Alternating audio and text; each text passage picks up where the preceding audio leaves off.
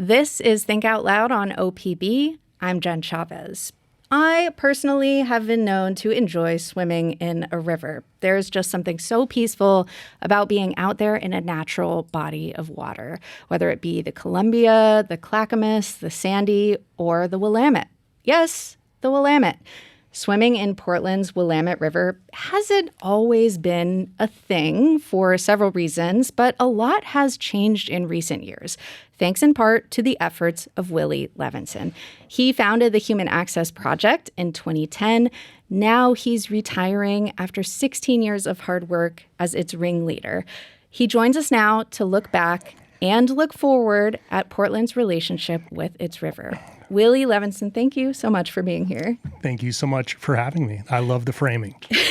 So thank you. So to start off, for anyone not familiar with the Human Access Project, what is the goal or goals that it's been working toward over the years? So Human Access Project's mission is transforming Portland's relationship with the Willamette River. Our vision is simply a city in love with its rivers. Our objectives are to build it, use it, love it, sustain it. And you founded the Human Access Project, like I said, in 2010. How did the idea first come to you?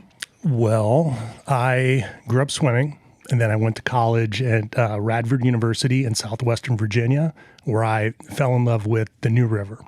The community loved the river there, and I just spent every summer there.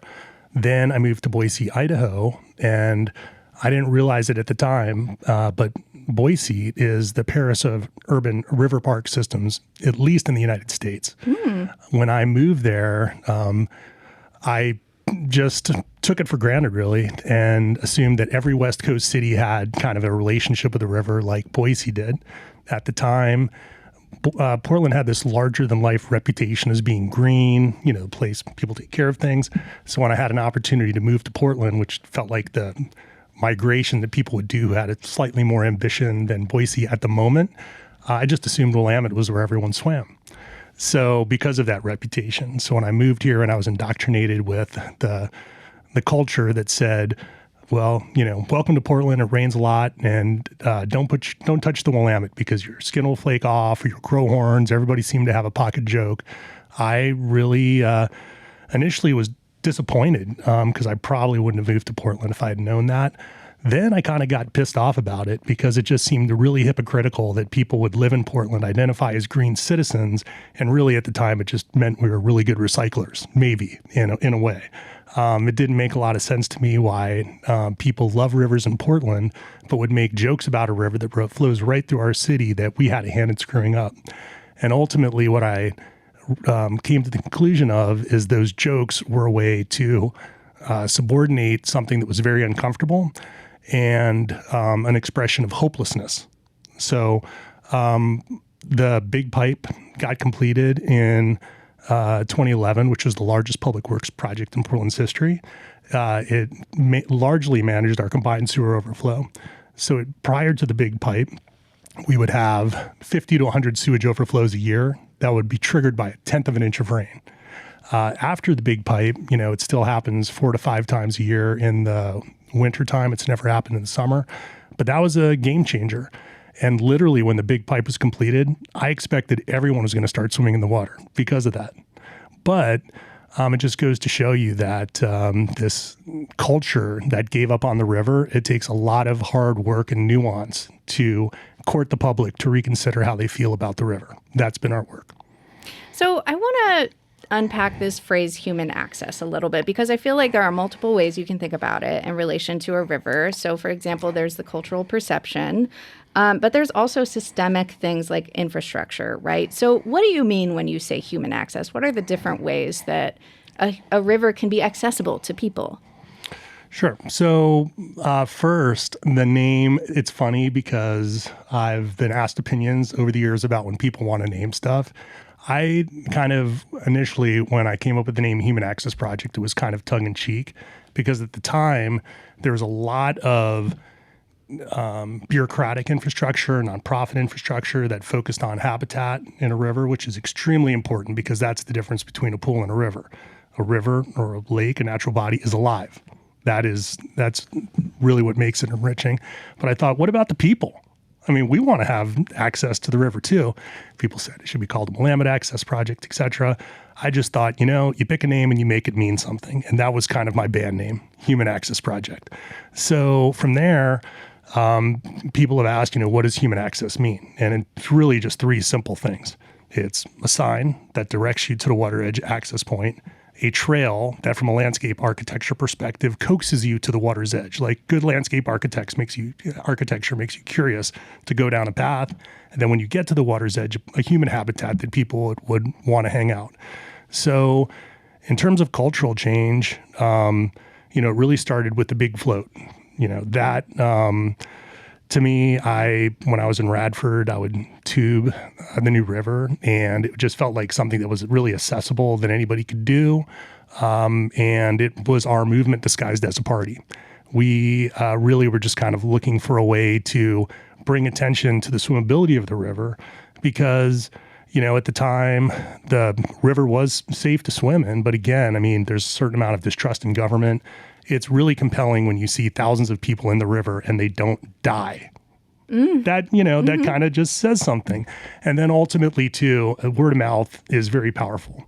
So when you move to Portland and a friend says, oh, no, you never swim in the Willamette River, you say, oh, well, that's too bad. And you just kind of let it go because we're so busy, and word of mouth from friends is really powerful. So every time you're able to get a new person in the river, they become an ambassador. And it's an opportunity for them firsthand to battle that. And what we're seeing now is a reflection of 16 years of really grassroots playfulness of people discovering the Willamette and just firsthand just saying, yeah, not only did it not kill me, it's actually pretty amazing to be able to ride your bike to the river and swim. I love that grassroots playfulness.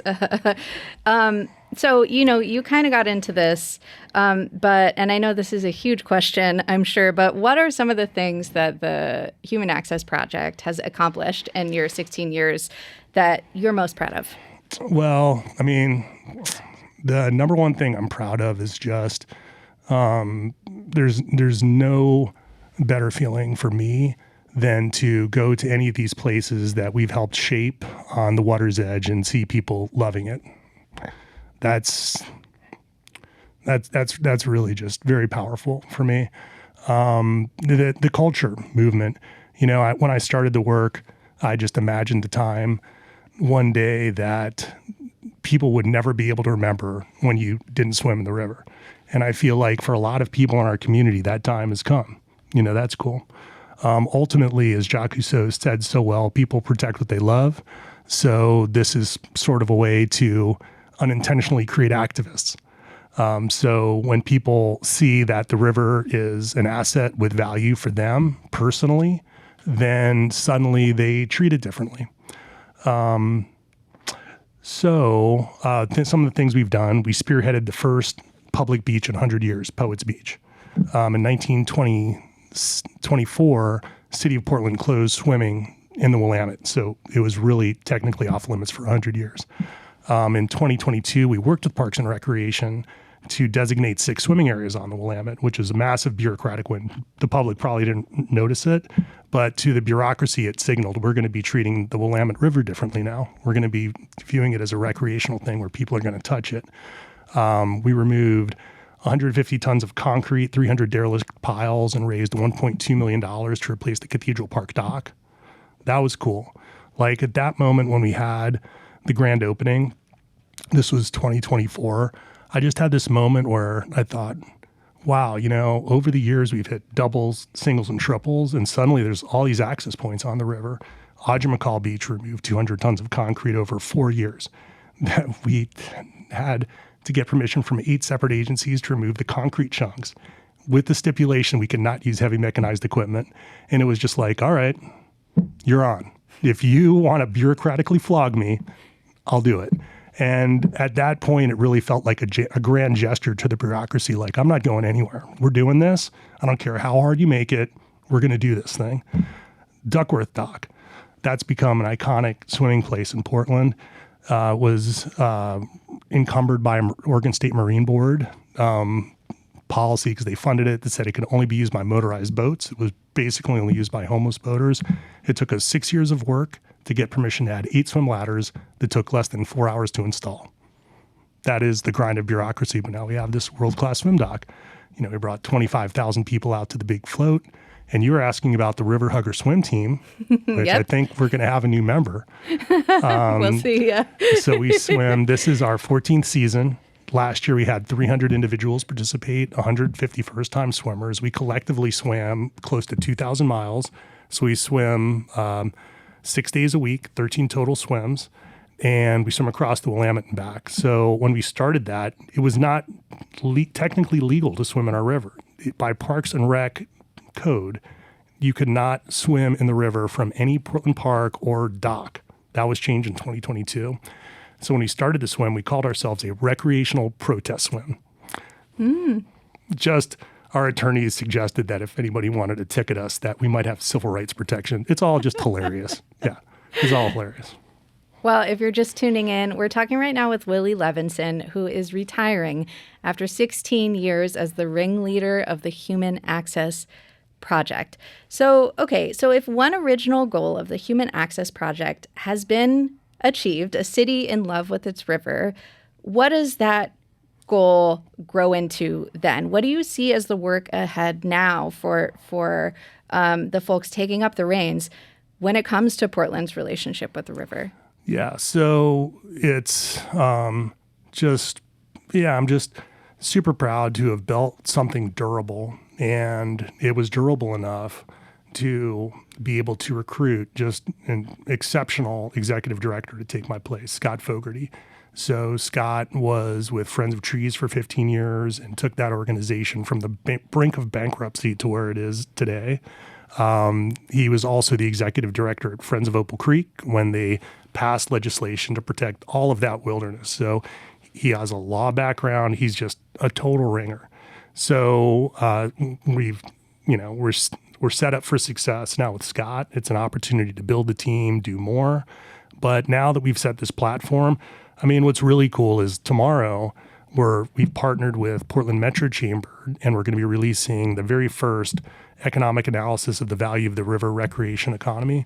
So from a cultural change perspective, when the business community views the Willamette as an asset, it is not a replacement for regulation, but it's certainly a safeguard when the business community is fighting for a clean and healthy river. So from here, all of these places that we've started, it's going to be an opportunity to build them out even more. And as far as we've come with our culture change work, we're nowhere near our ceiling in terms of our reach and being able to connect more people with the river. So I'm looking forward to being an observer, not being the adult in the room, and being available to Scott when he wants to have help.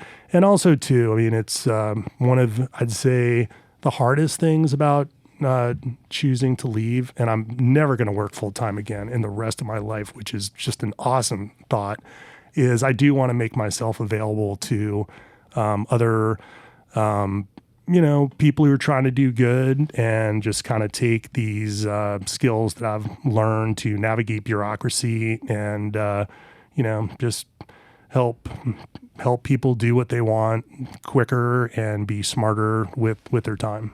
So I hope I have a chance to mentor some people and pass this knowledge that I've developed on. Awesome.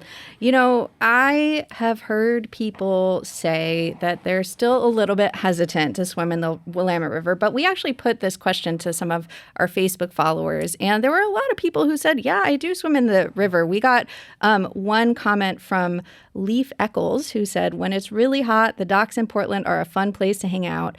I don't swim if it's been less than 48 hours since it rained. The Swim Guide app is a great tool to check that it's safe to swim. Human Access Project also does a good job of sending out alerts on social media if there's an algae bloom in the river.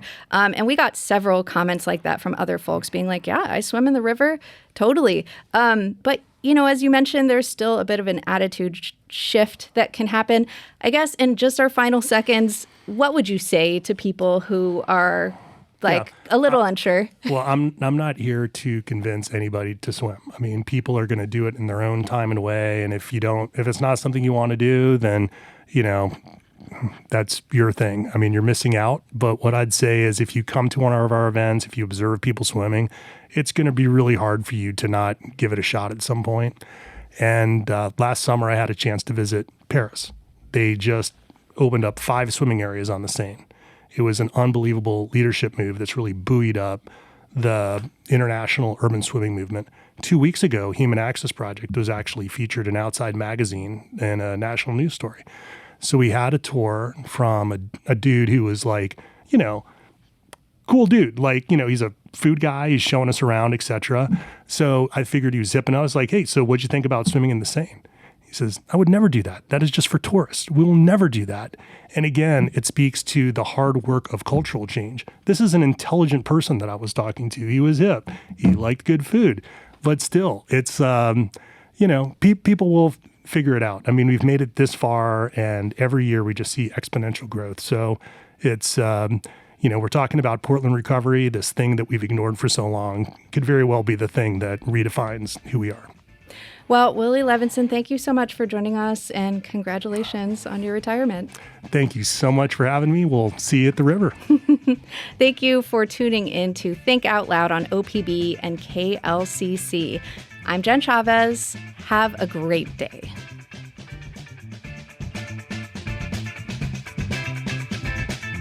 Think Out Loud is supported by Steve and Jan Oliva, the Rose E. Tucker Charitable Trust, Michael, Kristen, Andrew Kern, and Anna Sanford, the Jackson Foundation, and the Kevin and Amy Constam Family Fund.